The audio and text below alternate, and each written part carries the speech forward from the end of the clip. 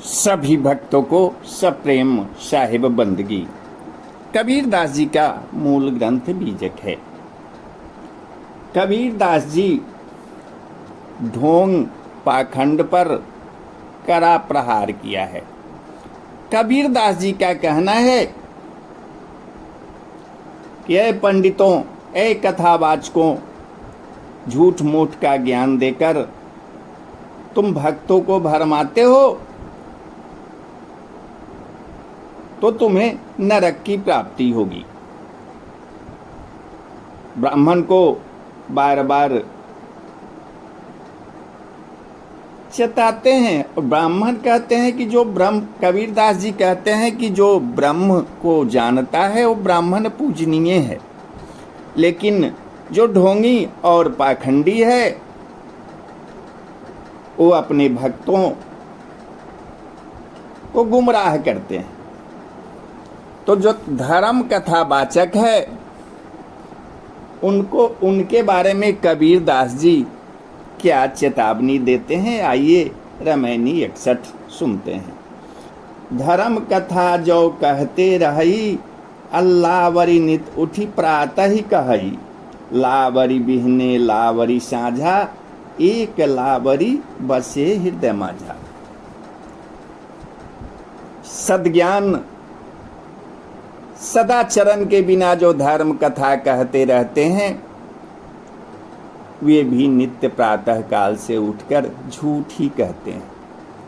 सुबह से शाम तक असत्य का व्यवहार करते हैं। उनके हृदय में एकमात्र असत्य बसता है। खास के इस कलयुग में जितने कथावाचक हैं सब अधिकतर में काम, क्रोध, मद और लोभ है। अभी के जो अच्छे अच्छे कथावाचक हैं, एक कबीर मत को क्या कहेंगे, उनको कहते हैं वो कि हम कबीर के भी अवतार हैं। उनका नाम है संत रामपाल जी महाराज। वो अपने भक्तों को गुमराह करके कहते हैं कि हमारे पास चमत्कारिक पावर है, मैं कैंसर को ठीक कर देता हूँ, असाध्य रोगों को ठीक कर देता हूँ। अरे भैया, जब तुम सब चीज़ ठीक कर देते हो तो सबसे पहले जिस अपराध में तुमने 20 साल तक जेल में रहा, तो जेल से तुम निकल क्यों नहीं गए? तो तुम क्या अपने शिष्य का दुख हरोगे? वो बार बार वेद पुराण की निंदा करते हैं और कहते हैं कि हम जो कहते हैं वही सही है। वो कहते हैं कि 5 देवता की पूजा करो। और कबीरदास जी कहते हैं कि कस्तूरी कुंडली बसय मृग ढूढ़े वन माहि, ऐसे घटी घटी राम हैं दुनिया देखत नाही। कबीरदास जी के शिष्य को 5 देवता की पूजा करने की क्या आवश्यकता है जब राम उनके घट में ही हैं? तो रामपाल जी महाराज अपने शिष्यों को गुमराह करते हैं। वैसे ही कथावाचक के बारे में कबीरदास जी कड़ा विरोध किए हैं। राम हुकेर मरम नहीं जाना, अल्ले मति ठानी नी वेद पुराना। अब वेद हुकेर कहल नहीं करई, अजरतई रहे सुस्त नहीं पड़ई। वे कथावाचक जो हैं वो राम के रहस्य नहीं जानते कि राम क्या हैं, और सत्य ज्ञान के बिना वेद पुराणों का मनमाना अर्थ अपने अनुसार से उसका टीका करके और अपना मनमाना अर्थ अपने भक्तों को बताते रहते हैं। और जो वेद शास्त्र में बताए गए उत्तम कर्म, उत्तम ज्ञान है, वो भी वो नहीं करते। वो सिर्फ दूसरे को उपदेश देते हैं।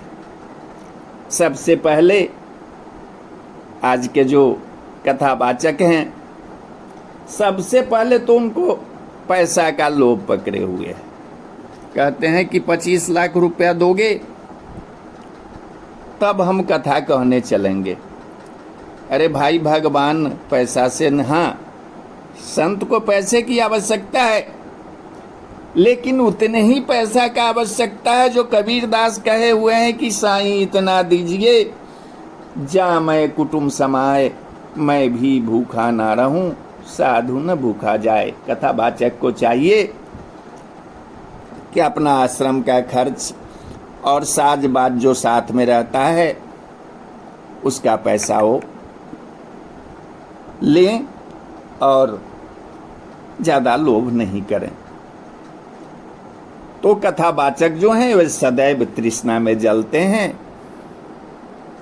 और कभी शांत सुखी नहीं होते। कहने का तात्पर्य है कि जो धर्म कथा कहते हैं, जो सुनाते हैं, धर्म कथा करने वालों की कथनी और करनी में भेद देखकर सद्गुरु दुखी होकर इस रामायणी का कथन करते हैं और चेतावनी देते हैं कि ज्ञान को केवल कथनी तक सीमित रखने वाले